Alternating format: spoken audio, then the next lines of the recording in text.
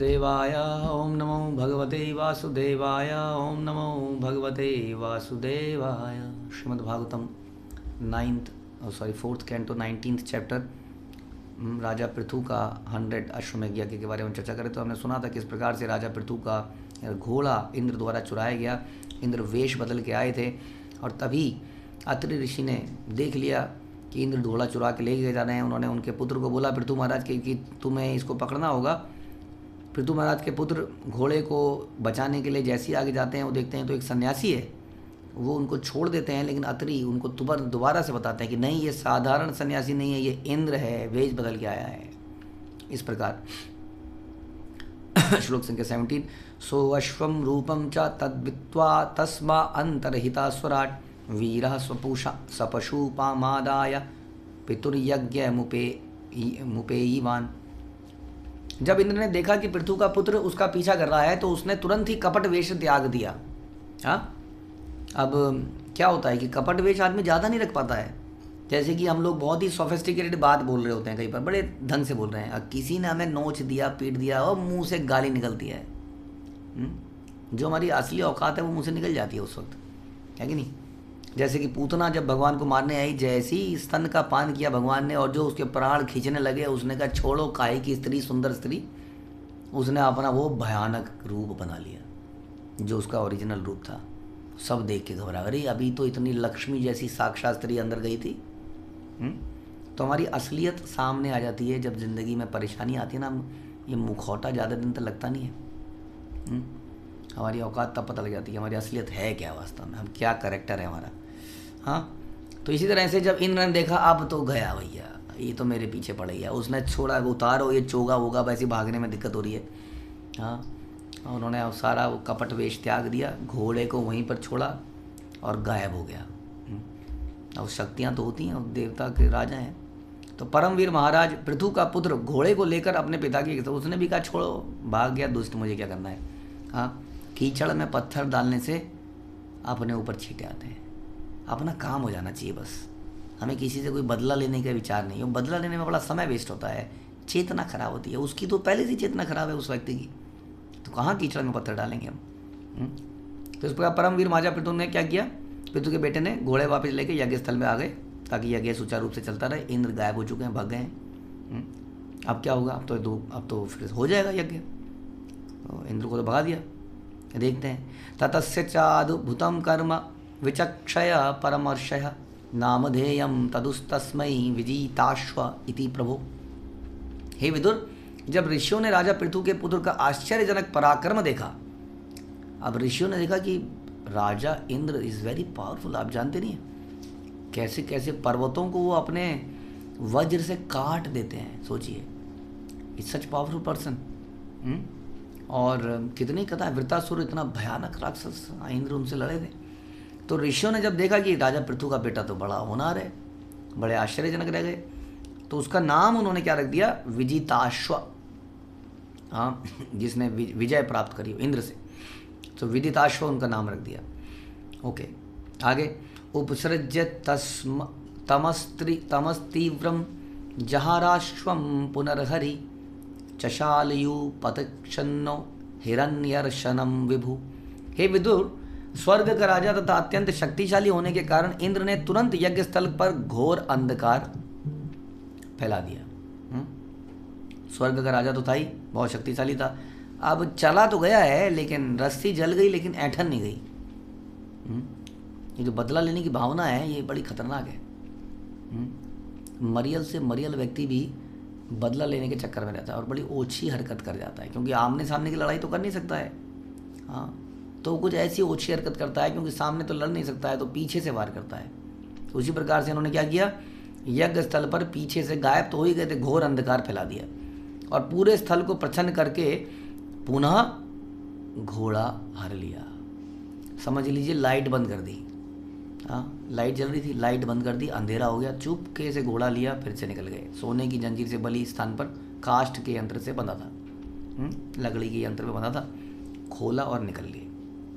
देखिए, हाँ, मजबूर है, बेइज्जती भी हो गई है सबके सामने, सबको मालूम हो गया है इंद्र हार गया है, लेकिन फिर भी आदमी का देखिए, आदमी का जो काम है, क्रोध है, ये उसको बिल्कुल बर्बाद करता है। हमने उसको कुछ समझ नहीं आता कि वो क्या कर रहा है, क्या नहीं कर रहा है, क्या गलत कर रहा है, क्या सही कर रहा है। इसलिए कहते हैं कि भक्तों के संग में व्यक्ति रहता है ना अगर, तो क्या होता है कि हमारी ज़िंदगी में कई बार काम आ जाता है, लेकिन भक्त लोगों की ऑब्जर्वेशन से हम बच जाते हैं। इसलिए ऑब्जर्वेशन में रहना बड़ा इम्पोर्टेंट है, साथ में रहने से।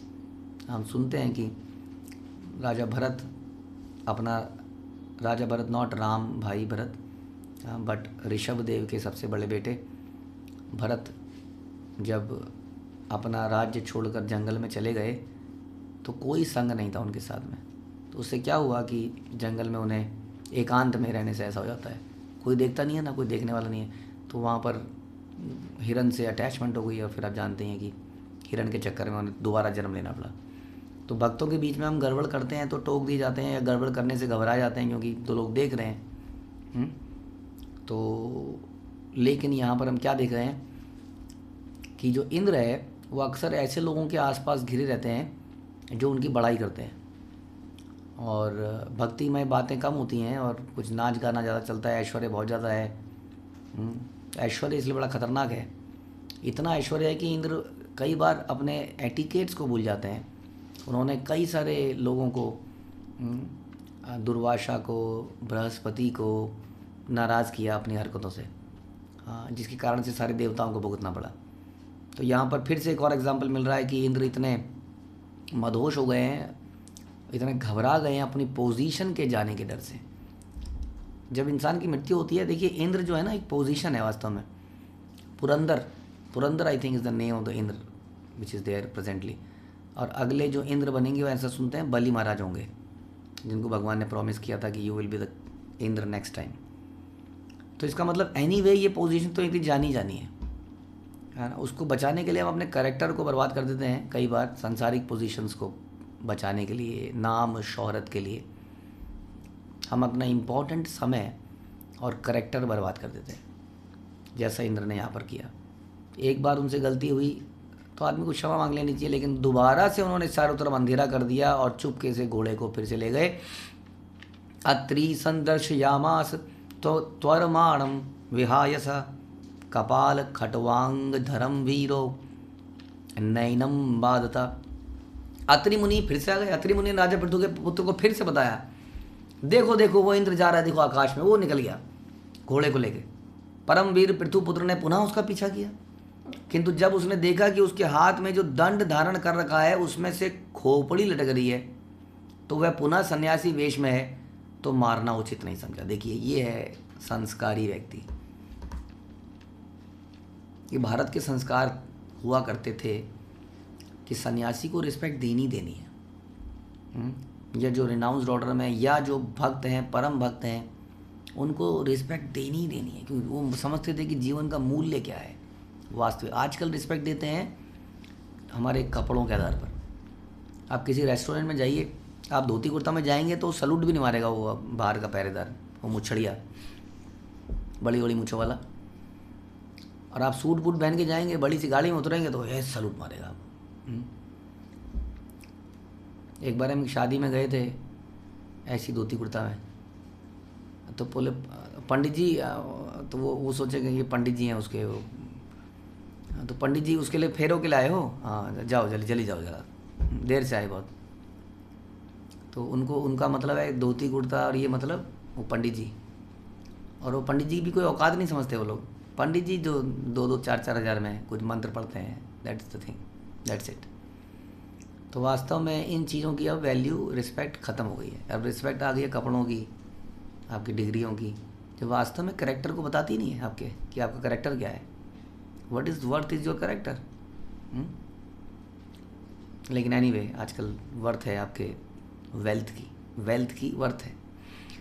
तो राजा जो इंद्र आकाश में भाग रहा था, परमवीर पृथु के पुत्र ने पुनः पीछा किया, लेकिन देखा कि हाथ में दंड है, ये जो वेशभूषा है सन्यासी की है, तो उनके हृदय में फिर से कैसे मारूं इस आदमी को यार, उचित नहीं लग रहा है, चाहे वो झूठा ही हो लेकिन ठीक नहीं लग रहा है। अत्रिणा चोदितस्तस्मै संदधे विशिखम सुरुषा सोऽश्वं रूपम च तद्वित्वा तथा वनहृत स्वराट। तो अत्रि मुनि ने पुनः आदेश दिया, फिर से बोला, मूर्ख मत बनो, जो ढोंगी है उसको मार ही देना चाहिए, बल्कि ज़्यादा मारना चाहिए उसको। क्यों मारना चाहिए? एक तो ढोंगी है, दूसरों को संसार में गलत चीज़ फैला रहा है। एक तो मतलब झूठ तो है ही कि वो जो सन्यासी है सन्यासी नहीं है, तो नहीं है तो मारा ही जा सकता है। दूसरा कि ढोंग कर रहा है, इसलिए संसार में एक बहुत बड़ा इम्बैलेंस क्रिएट कर रहा है। सब लोग ढोंग करने लग जाएंगे, संसार का सारा बैलेंस खराब हो जाएगा, मार दो उसको। तो आदेश दिया तो राजा पृथु का पुत्र अत्यंत कुपित हो गया। अब कहीं गुरु का आदेश मिल जाए फिर किसको छोड़ना क्यों है, तो उसने अब की बार धनुष पर बाण चढ़ा ही लिया। ये तो उसको ख़त्म ही कर देते हैं, इसका कुछ नहीं हो सकता। या देख कर राजा इंद्र अब घबरा गए। सोचिए, अब ये होता है, इंद्र इज़ वेरी पावरफुल, लेकिन क्योंकि गलत काम कर रहा है इसलिए हमारी शक्ति चली जाती है। हम गलत काम करते हैं तो हमारी शक्ति चली जाती है, हम सही कार्य करते हैं तो हमारी शक्ति बढ़ जाती है। जब हमारे साथ कृष्ण होते हैं तो एनीवे हमारी शक्ति बढ़ जाती है। तो इन्होंने क्या किया, पलट के अपना वज्र नहीं उठाया। अब वज्र उठाते तो क्या वो लड़का लड़ता बेचारा। देखकर राजा इंद्र ने तुरंत सन्यासी का कपट वेश त्यागा और घोड़े को छेड़कर फिर भाग गए, फिर से अदृश्य हो गए। बताइए, इनसे बढ़िया तो असुर हैं जो कम से कम लड़ते तो हैं सामने सामने। तो एक क्षत्रिय होने के नाते इस तरह का व्यवहार वैसे भी ठीक नहीं है, चोरी करना वैसे भी ठीक नहीं है। लेकिन एनीवे गलत कार्य था, घबरा गए, गायब हो गए, फिर से भाग गए। वीरश्चश्वस्मुपादाय पितृयज्ञ मथाव्रजत तद्वद्यम हरे रूपम जगुज्ञान दुर्बला। तब परमवीर पृथु पुत्र विजिताश्व पुनः घोड़ा लेकर पिताजी के यज्ञ स्थल पर आ गया, फिर से आ गए जी। बता रहे हैं कि उसी काल से कुछ अल्पज्ञानी पुरुष छद्म सन्यासी का वेश ग्रहण करने लगे। राजा इंद्र ने ही इसका सूत्रपात किया, ये भागवत बता रही है। बता रहे अनंत काल से सन्यासी त्रिदंड धारण करते थे। त्रिदंड का मतलब होता है सन्यासी लोग दंड लेते हैं, उसके ऊपर 3 लकड़ियाँ ऐसी लकड़ी लगी होती है। बाद में शंकराचार्य ने एक दंड सन्यास का सूत्रपात किया। त्रिदंडी सन्यासी वैष्णव सन्यासी होता है, और एक दंडी सन्यासी जिसका एक सिंगल डंडा है ऊपर त्रिदंड नहीं है, उसको मायावादी सन्यासी कहते हैं। सन्यासियों के और भी अनेक प्रकार हैं, किंतु वो वेदों द्वारा मान्य नहीं है। तो या तो त्रिदंडी हो गया जो वैष्णव सन्यासी है, या एक दंडी मायावादी सन्यासी जो कहते हैं कि ये जगत मिथ्या है, जगत माया है, या भगवान का जो रूप है संसार में आता है वो भी एक माया है। हम कहते हैं भगवान आते हैं साक्षात अपने दिव्य रूप में आते हैं। तो इंद्र ने एक छद्म संन्यास का सूत्रपात करके इस प्रकार से संसार में ये प्रथा चलाई जो हम चर्चा कर रहे थे कि आज भी लोग, कई सारे लोग जिनको लगता है कि चलो पैसा वैसा कमाना बड़ा मुश्किल है, तो वो अपना ये सब त्याग के भीख मांगने का प्रोफेशन, हाँ, या सन्यासी बनने का प्रोफेशन अपना लेते हैं। या कई बार आजकल तो कुछ और ही, आजकल तो ये भागवत कथा करने का प्रोफेशन अपना लेते हैं, जिनका कोई मतलब नहीं है भगवान से, उनकी भक्ति से, अपने जीवन के चरित्र से। उन्होंने कोई पर्टिकुलर स्टाइल में गाना बजाना बोलना सीख लिया है और उसके आधार पर वो पैसे कमा रहे हैं और लोगों को पद भ्रमित कर रहे हैं।